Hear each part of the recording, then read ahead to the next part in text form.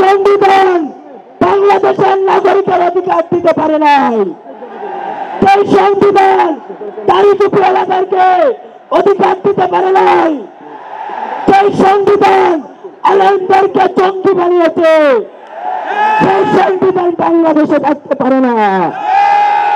আমরা আজকে দেখতে পাচ্ছি মুজিববাদী সংবিধান এখনো বহাল রয়েছে, যেই সংবিধান বাংলাদেশের নাগরিকের অধিকার দিতে পারে নাই, সেই সংবিধান দারিদ্র এলাকাকে অধিকার দিতে পারে নাই, সেই সংবিধান আলেমদেরকে জঙ্গি বানিয়েছে, সেই সংবিধান বাংলাদেশে থাকতে পারে না। আমরা পরিষ্কার ভাবে বলতে চাই,